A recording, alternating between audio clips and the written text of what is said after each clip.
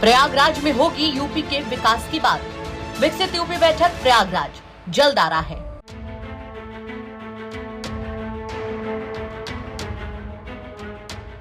चाय खतरे में है मित्तर, चीनी पहुंच गई 70।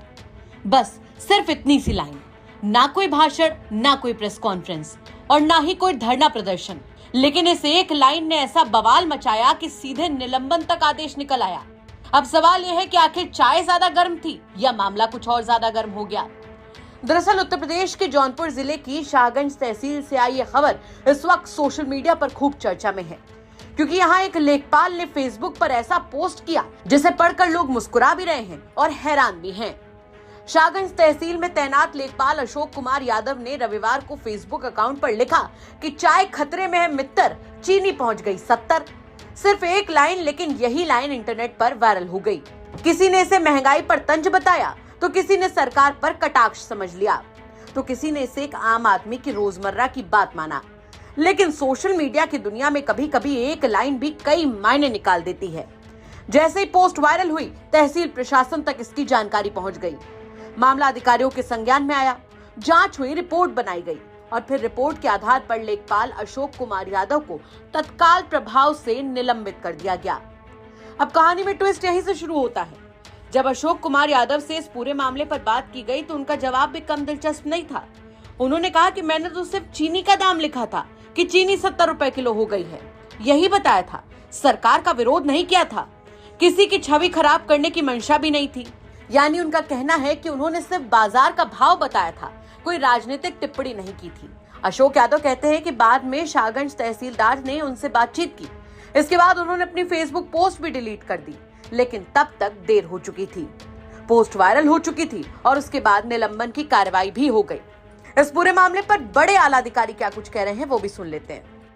हाँ, हमारे तहसील शाहगंज में एक लेखपाल हैं अशोक कुमार यादव, उनके द्वारा सोशल मीडिया पे कुछ दिन पूर्व एक पोस्ट किया गया था, जिससे कहीं न कहीं उस पर सरकार शासन की जो नीतियां हैं या जो कार्रवाई है उसके विपरीत, वो सरकारी कर्मचारी नियमावली के विपरीत यह पोस्ट था उनका। इस कारण से एसडीएम शाहगंज द्वारा उक्त लेखपाल को सरकारी आचरण नियमावली के उल्लंघन के आरोप में उन्हें निलंबित किया गया।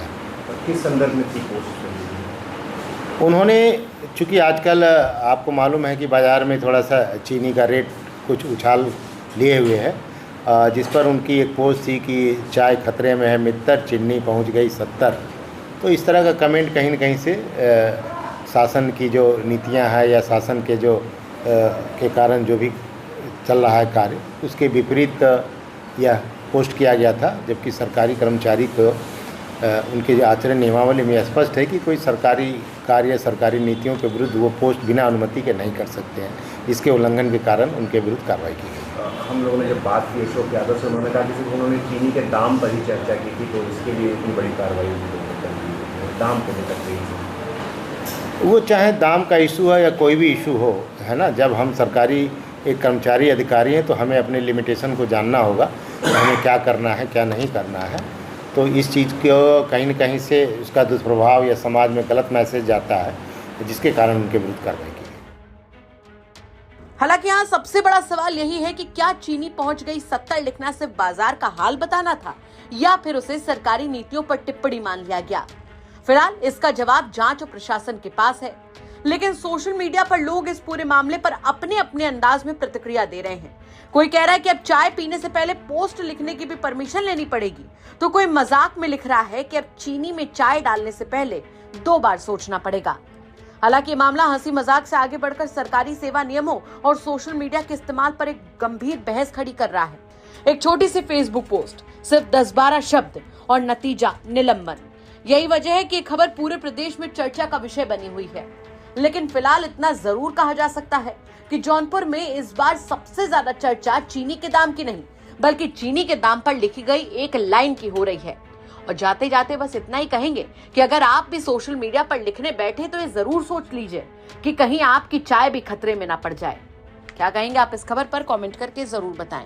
जौनपुर से आदित्य भारद्वाज की रिपोर्ट, यूपी तक।